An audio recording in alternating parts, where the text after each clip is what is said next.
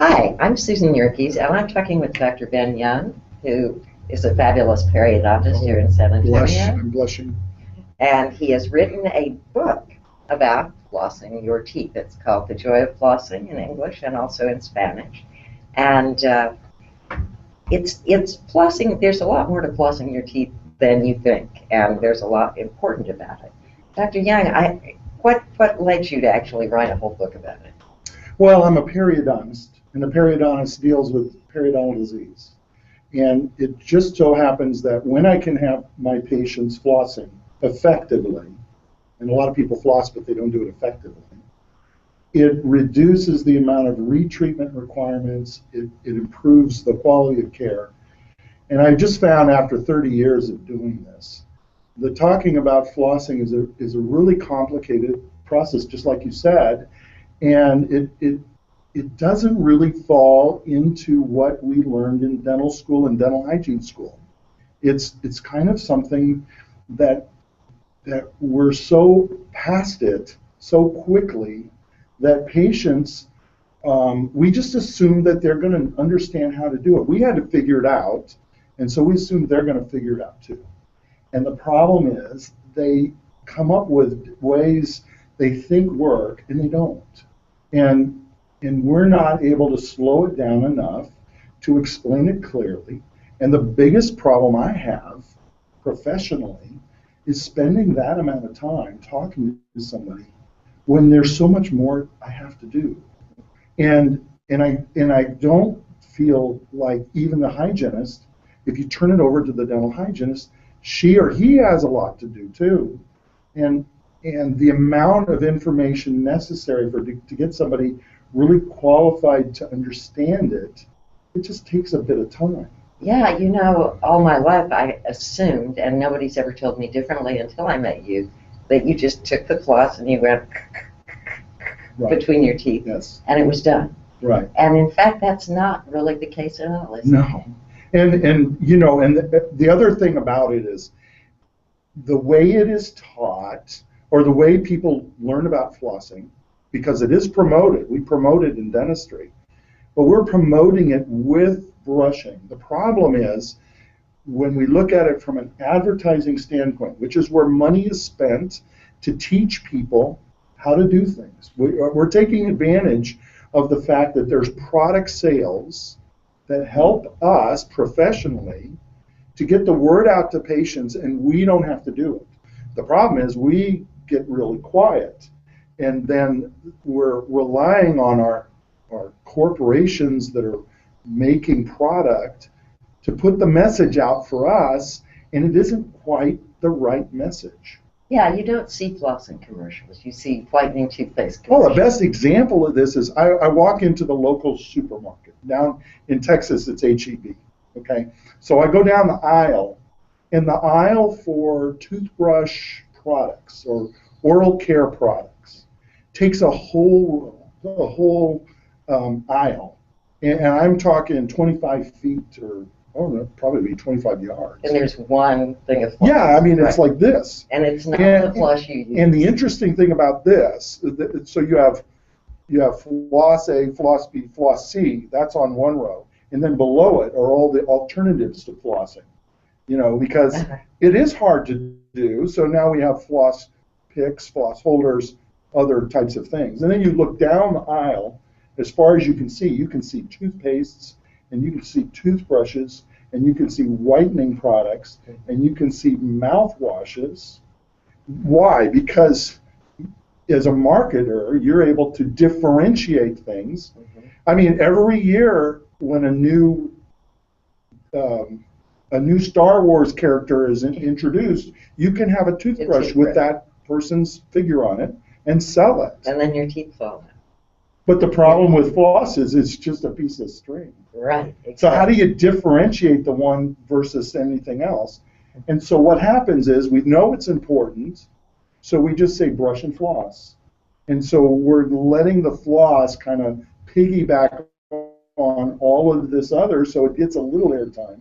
But people miss the message, and the message they receive is, well, if I don't like flossing, maybe I just brush harder. And consequently, then in our professional lives, we're looking at people injuring themselves, trying to do things harder, but they don't understand that that isn't the approach. I mean, it's kind of like we know that if you go to the gym and you build muscle, it's by working it out, but that doesn't apply to your mouth. If you work harder and you're tougher on your gums, you just injure things. And then the body has to heal not only from the injury caused by the bacterial plaque, we can talk about that, but it causes that injury plus your injury. So you're now compounding the problem because you're doing it in a way that's irritating and destructive. And do that long enough, and we see it, and we see the injuries. Now we're dealing with the repair of things when it was all intended to be preventive. You talked about the products that are the floss substitutes. Yes. Yeah, I expect the water pick, Okay. all the other little gum picky things, those little things we used to use in high school, the orange little picks that came out of can they in any way supplant floss, or is flossing really a special thing? Well, there you get to the question of the need of the professionals to be able to help an individual. For example, if somebody comes in and they're an amputee, they have one hand, well, they're not going to floss, right? So we have to have, and that's an extreme exaggeration, but I mean, we have to have ways of working around the problems people have because they don't have the ability to floss. Now, in the book, we actually go through a dexterity exercise. I want you to show that. Sure, it's simple. I mean, this is the way I teach it. And there are I've taught it to classes, audiences, but to individuals. So basically, what you need to do is, with the patient, first say, make your hands, make fists out of your hands. So you make 2 fists. Now do 2 toy guns.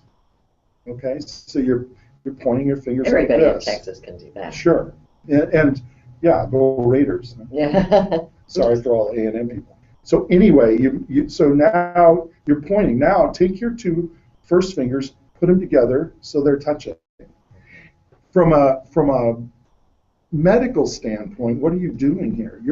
You're assessing their motor skills. If somebody has tremors or somebody can't make a fist because they have severe arthritis or they have other reasons, you're going to pick this up. So we're not just going to say to everybody, oh, well, just go floss. We want to know that you can do it. Now, with children, if children don't have the dexterity yet, they can't floss in the way. But the good news on that really is we teach them to brush when they're baby teeth. When the primary dentition's there, brushing is certainly more important than flossing. And you have a little 3-year-old or 4-year-old, whether you're flossing or not, what you're basically doing for somebody at that age is you're basically encouraging them to think about flossing because it's what mom and dad do. So it's influencing the family life to say, yeah, when you get a little older, you're going to do this, and we're going to work you through this. And the book was written really to, it takes a while in an office to explain it to somebody, but it isn't because it's complicated. It's just a lot of material. Exactly. But it is something a 10-year-old can understand. And I really believe and hope that we're going to have 10-year-olds out there who can teach other people to floss just as well as I can. So a lot of the problems that people have when they go to the dentist really are not caused so much by their teeth as by their gums.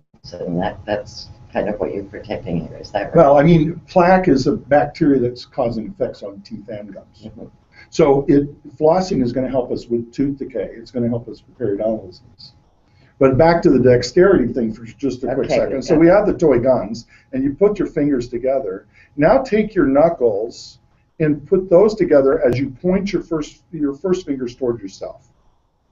Okay, now this is the way in which you can go all the way into the back of the mouth and floss. Now, from a teaching standpoint, what I found. The floss?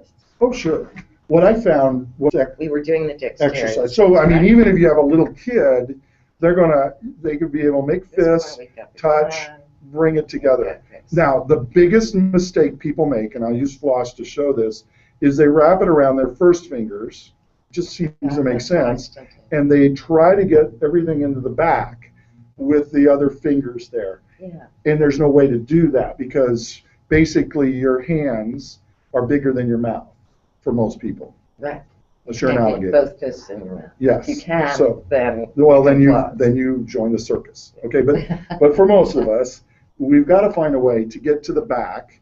And so when you wrap, if you take your middle finger between the two knuckles and just wrap it a few times. So one of the big things is, okay, you're going to wrap it until your finger falls off because you're going to lose feel. And I think those are some of the things that happen that get people dissatisfied with flossing. They say, I don't like flossing because it hurts my hands or hurts my mouth, and it's awkward.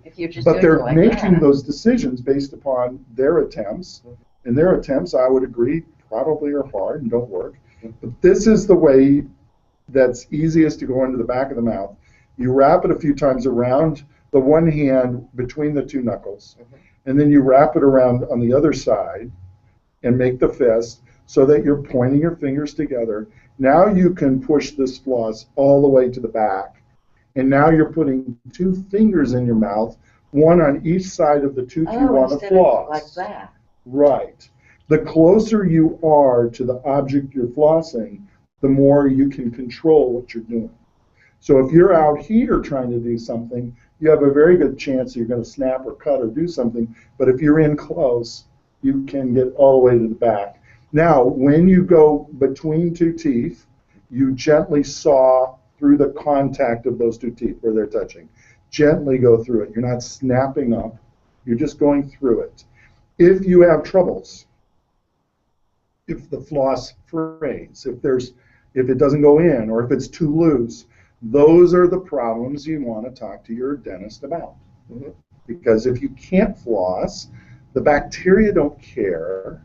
They're going to go anyway. And so you've got to figure out, how am I going to do this? And if you cannot, then your dentist and dental hygienist need to work with you to figure that one out. Yes. So in other words, it's a lot easier to go into a dentist and say, show me what I'm doing wrong, show me if I'm flossing right. But for their standpoint, they can say, hey, go read this book, come back and talk to me, and let's talk about this. Now, the intention here, why do I think this works? It's because it places it into the home. It becomes a conversation for the family, because I really think the conversation on how to floss is a family conversation. That's where children are going to learn, and that's where we as professionals are going to make it the most impact in our society. Is if you think about your 12-year-olds beginning to routinely floss, because it isn't that hard, because they've been seeing their parents do it forever, and they go through their time doing this into their 20s, they're going to eliminate a lot of periodontal disease. Because I think most periodontal disease is the basis of the way society works. Kids get good dental care while they're at home. Then they go off to college, or they go off to work, or they go somewhere else, and the teeth don't hurt that much. And so they decide for a few years they're just not going to budget for that. They're going to do other things. And it isn't until they've had a few children, or the children have gotten to the age where they need to see a dentist, that the family goes, and then the parents are checked, and all of a sudden, lo and behold, they're 30, 35, and they have periodontal disease.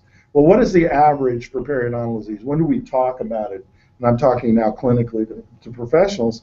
We say, well, most periodontal disease occurs after the age of 35. Well, where were these people for the last 10 years? Well, they were raising children. They were doing things. There was no pain. All of a sudden, they're having problems. They never equated that there was bleeding issues when they had the gingivitis. And then we have people who are saying, well, you can cure gingivitis by yourself, right? You can rinse with that mouthwash, and that'll take care of the gingivitis.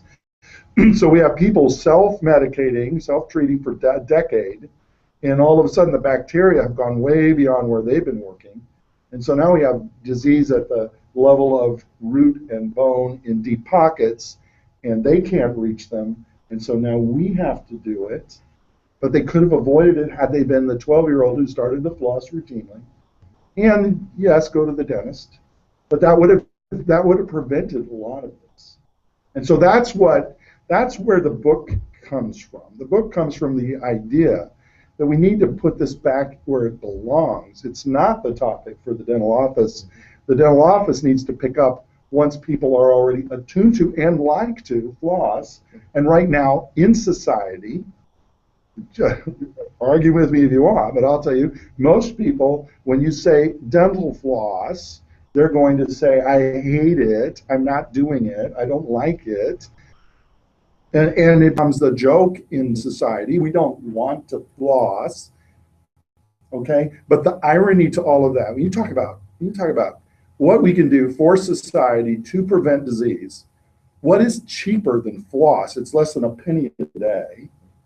What's cheaper than that prevents two of the most profound diseases of mankind, not just the mouth, periodontal disease and tooth decay that occurs between teeth.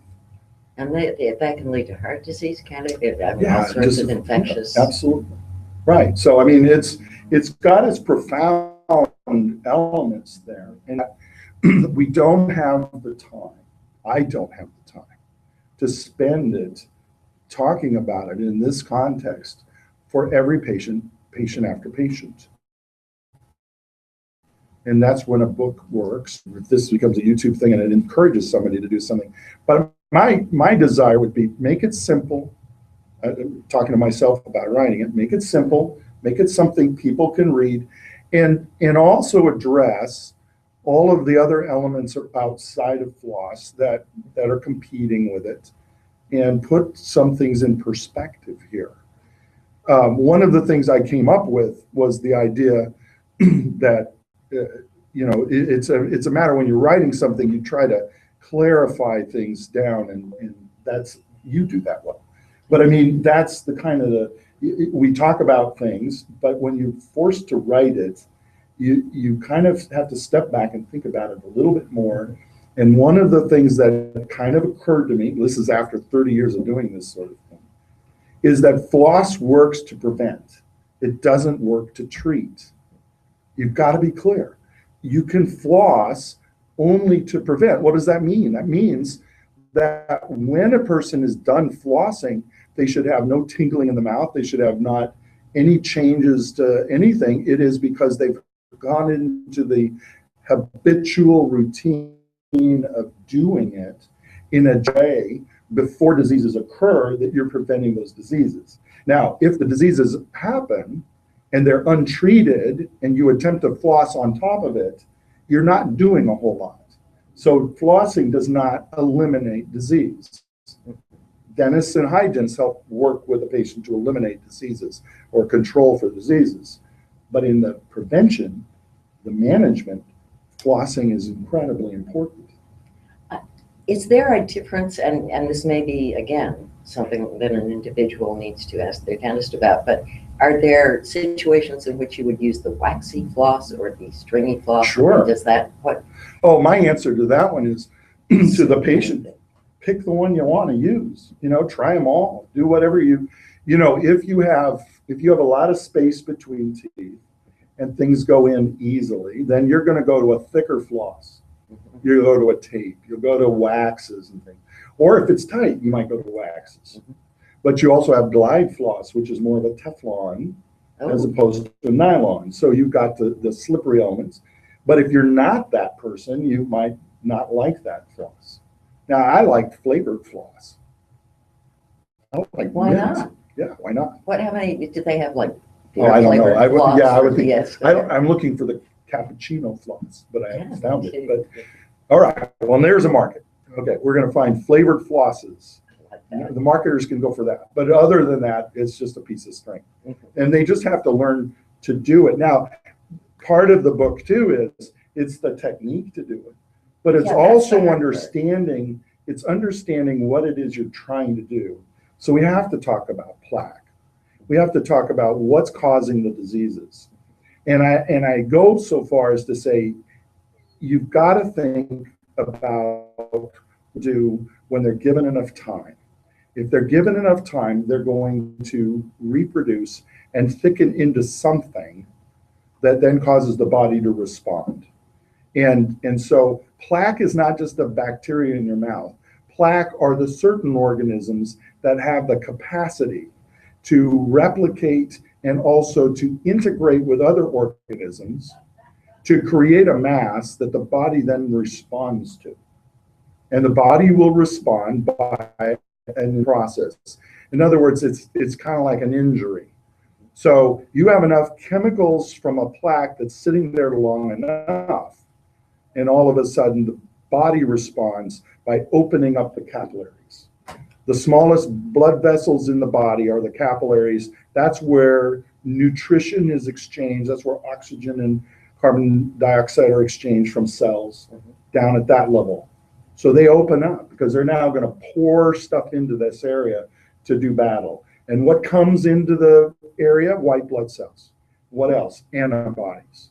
All of these things attacking organisms and doing all of it. Well, because the plaque is continually reforming, never stops. It's a constant. The net result is there's civilian injury. There are cells there that are just minding their own business, and they're wiped out by all the chemicals, both from the bacteria side and from the body side, doing damage. So that's the inflammatory response. When you step in and you're gently disrupting plaque, you're pushing all of these organisms out of the field so the body doesn't have to respond. It can respond, I mean, if it needs to, but we want to keep that inflammatory response as low as possible. Is the first sign of that it's going on, that when you start to floss, your gums bleed? Yes, I think so. Yeah, swell, bleed. So the signs of inflammation: swelling, tenderness, bleeding, and classically we'll say temperature, but you can't feel that. No. All right, so that's what's going on from the body's standpoint. So when you're flossing, you're simply disrupting the organisms, but you have to do it every day. Why? Because of the constant reproduction. So what is the floss doing specifically? It's disrupting the plaque colony off of that surface at that moment.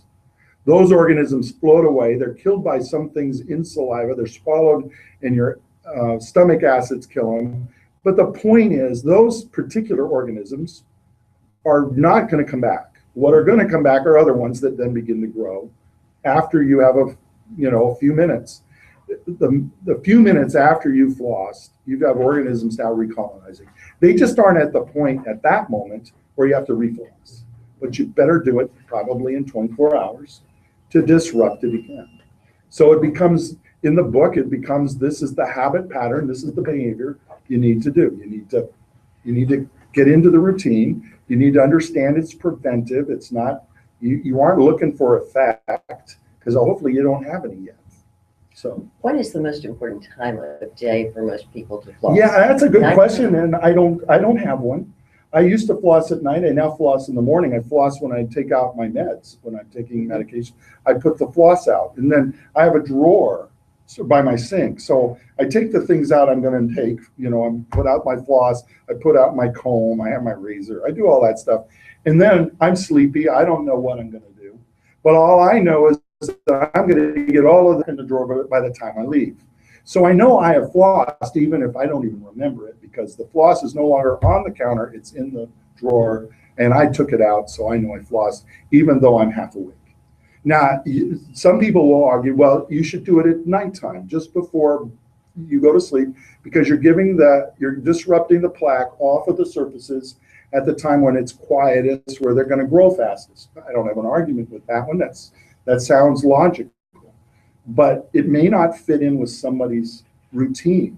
And my thinking is, if you just do it every 24 hours, just find the time works for you. If it's noontime, if it's morning, evening, just interrupt it, disrupt it, and that's it. Is it helpful to do it more than once a day? Like after I don't think studies support that. Oh, really? On flossing, I don't think that we're seeing that studies support that somebody's better off because they floss. Now, are there circumstances where that may be good for an individual? Yeah, there probably could be. Again, I would say that's when you work with your dentist and hygienist, and they're looking specifically at something, and they're making recommendations, and I wouldn't want to interfere with that. But I would say on routine with the studies, there's no indication that doing it twice a day or once a day makes a difference. that we can appreciably detect in populations. Specifically in this one little spot, do you want to clean that twice a day? Yeah, maybe. But that's going to be the conversation you have with that dentist or that hygienist. Right. And you know, I've heard people say, well, I used to floss, but I don't do it anymore because I have a water pick. Okay. I always wondered, can a water pick really do the same thing, or do you... There are problems with water picks. The purpose, or really the use of a water pick, best use of a water pick, is really disruption of food that's getting caught under bridge work and in places where it's not easily disrupted. So if you have a situation where you're getting food packed in and you can't get that out, water picks can help with that. The concern is that if you turn a water pick up to its highest power and you put it in a pocket and you blast that, you're causing injury. Okay, so to me, a water pick is not a substitute for a professional hygienist cleaning the teeth, because they're going to reach in areas where you as a patient cannot. To use a water pick in substitute for that, I don't think is a good idea. Again, I would say the water pick is going to be one of those instruments that ought to be prescribed by the professionals because you specifically have a need for that. So you could, if you had a water pick, you could floss, and then you could maybe use the water pick to help wash out the stuff you've disrupted, right? You could. But that might be a good use of it, you know. I'm a minimalist. Yeah. So if I don't need it, I'm gonna, expensive, yes. right? Well, yeah, that's right. And so you asked earlier too about, well, what about all these other things that are substitutes for floss? What about them? They are more expensive. You know, you go to a floss holder and all of these things, you're going to run cost up. Now, the problems with floss holders are they have a certain tension built in. Break. Well, okay, they break or they're too tight in some ways because they have to be tight enough so you can saw them through the contact. But then when you want to move them back and forth to wrap, see the other thing about flossing is you've got to understand. 2 more questions? When? Right now? Right now. No, Okay. just go ahead. Okay, we'll get to 2 more questions in just a minute. Understand that when you're going into floss, you're pushing, once you've gone through the contact, you're going up and down the surface. You're not sawing, you're going up and down, so your finger's going in the same direction. You're disrupting the plaque off the surface of one tooth between 2 teeth. Then you pull forward, and you do the same thing for the other tooth. So every time you floss between 2 teeth, you're cleaning the teeth. What are you doing to the gums? Hopefully not a lot. Leave them alone. Okay, yeah, they're going to take care of themselves. Push down. You don't want to. You're not cutting them. You're not toughening them. You're not. You know, it has nothing to do with that. You're disrupting organisms gently, but you're doing it specifically in both areas. When it's wrapped around your middle fingers, you're able to pull back and forth. The other thing is, once it's wrapped around the middle fingers, and you have thumbs and first fingers, you can move to the front. You can go wherever you want to manipulate in any way you want. You know, the illustrations in the book, I have to tell you, are just really good. I mean, the dexterity test, I don't know if you can see that, but a lot of what Dr. Young is saying, because I never learned it, I've had a lot of dentist stuff done, but nobody ever said anything about how to do this. And you know, I don't think they ever would if someone hadn't pointed it out to me and I wasn't able to ask about it. Right.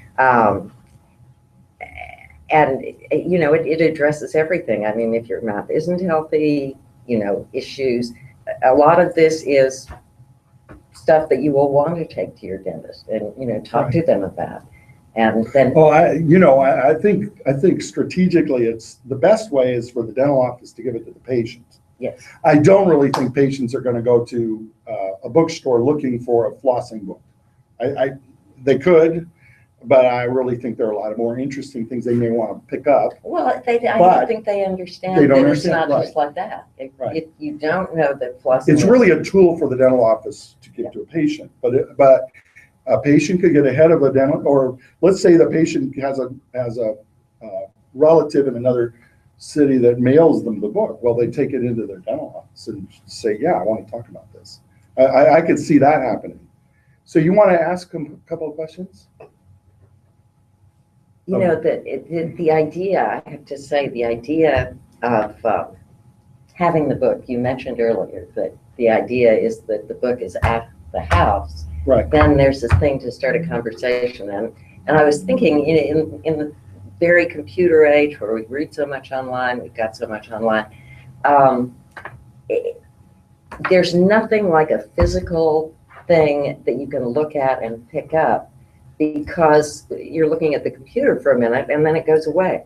Right. You know, if you're trying to learn how to do something manually, to have it there to remind you is such a great thing that I want to talk about what people do to get this book. You know, either dentists or individuals. How do you? Well, it's available on Amazon, Amazon.com, just The Joy of Flossing. It also comes in Spanish, El placer de usar hilo dental. And so it's in both Spanish and English. And it's a Kindle download. So the Kindle download's simple. A dental office could just say, go download this.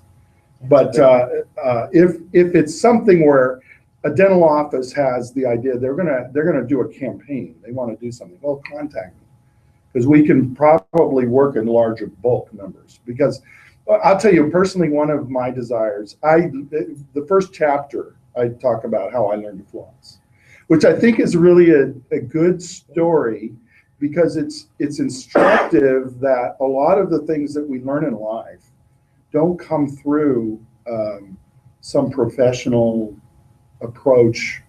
I learned to floss when I was a dental student in my first year, because a woman came to our class and showed us how to floss.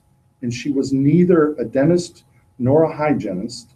She was just somebody who took a job at the school because she needed the money. And so she became the instructor for patients who were coming into the dental school to be dental student patients. And the dental school wanted to make sure that that all of the patients they have to be examined by a dentist. So they go through a process, they're examined, and then they wanted to give them the oral hygiene instructions and all of these things. Because when you get into the heat of a school and you're a patient, they didn't want anybody to not know how to take care of themselves. It's a very appropriate thing to do. So they're thinking really well about this. So they hire this young lady who becomes excited about the idea that you could prevent disease by teaching somebody how to floss.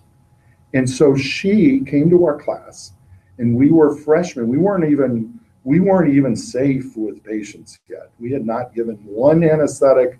We were just taking classes. And this was kind of a freebie class in our view, because there was nothing about flossing that was going to be on a test that was going to keep us from graduating from dental school. I mean, there was nothing to it. So it's an instant party for a class of, and so she's trying to give us a serious presentation, and we're dismissing it. But what she explained, I got. And I'm the son of a dentist, and I didn't learn it at home. I learned it from her. Wow. And I don't know her name, but she was the one that showed me and my classmates how to floss. And so part of the reason for the book is to say, well, if that's how I learned how to floss, I learned it from somebody who wasn't professional. Why isn't this in families? Why isn't this in school libraries? You know, elementary. Why can't we have this with nurses in elementary schools? Well, we can. And that's what we have Heart Month for kids. We have lots of disease months where kids get the idea of preventative health. Right. And, you know, I think the fact that so many people think, well, there's your teeth, and there's dentists, and then there's your body, and that's really important. But the older you get, the more cavities you get, the more issues you have, the more you realize, hey, these are an important, expensive, and critical part of your body. Right. Well, and then the other thing that you can do in a book that you really can't do when you're under the gun in a dental office is you can motivate. Because part of it is getting the person to set their mind differently. That simple things can create joy, just like flossing. If you just take the simple things and you just do them routinely, and if it prevents thousands of dollars of dental work in your future, there's joy in that. That's the joy of flossing. Yeah, it's the joy of flossing. You can have the joy of flossing, or you can go to the dental office and have them do dental work on you. And I'm not opposed to that as a dentist. That's my livelihood. But seriously, I and all my colleagues want people to take care of themselves, and we want to see our dental work survive. We don't want to keep redoing things because they're not taking care of them. Exactly. It's kind of like you build a Ferrari, and then the person doesn't change the oil, and then so that's kind of where this comes from. You want to talk about teens? Teens, how do you teach an adolescent to floss?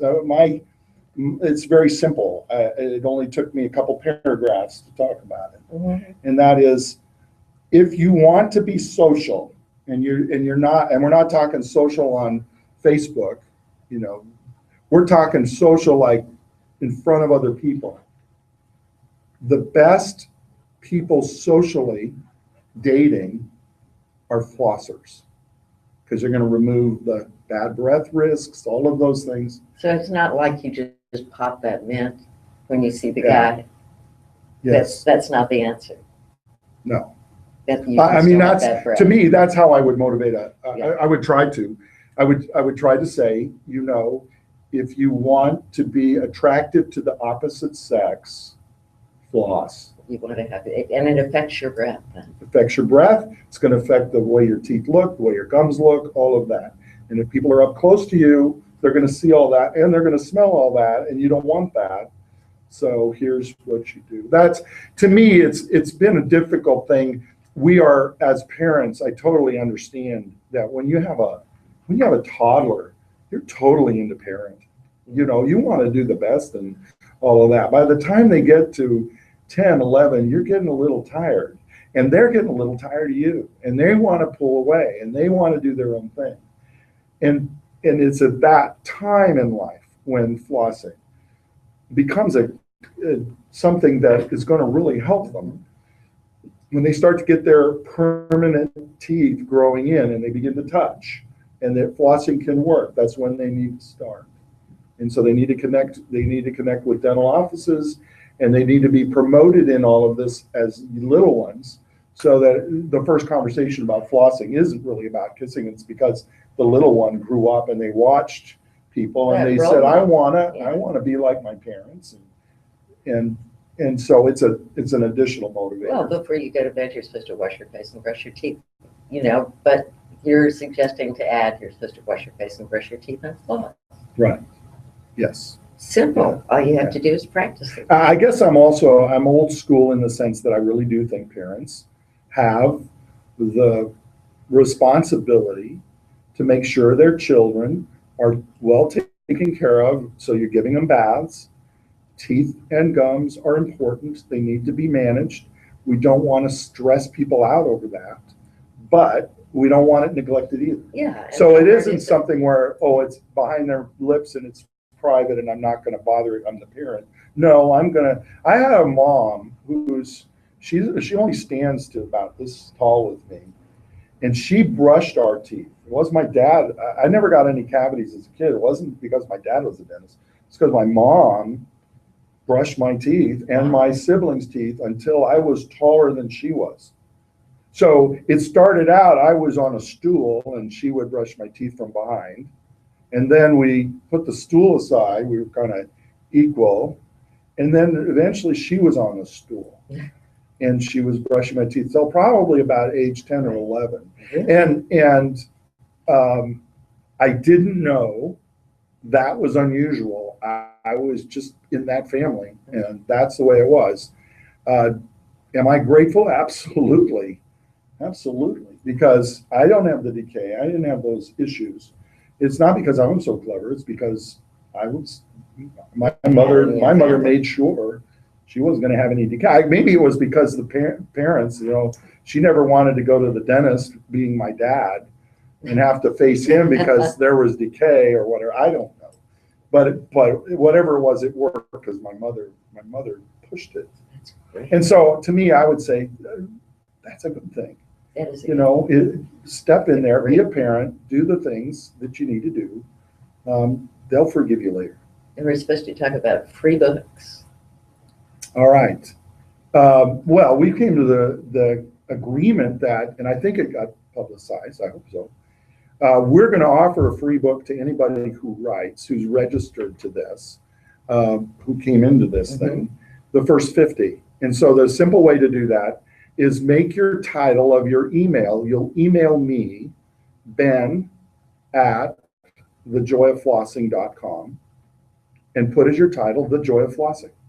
If you do that and you're one of the first 50, we'll mail you a book. Now, we need a physical address to do that.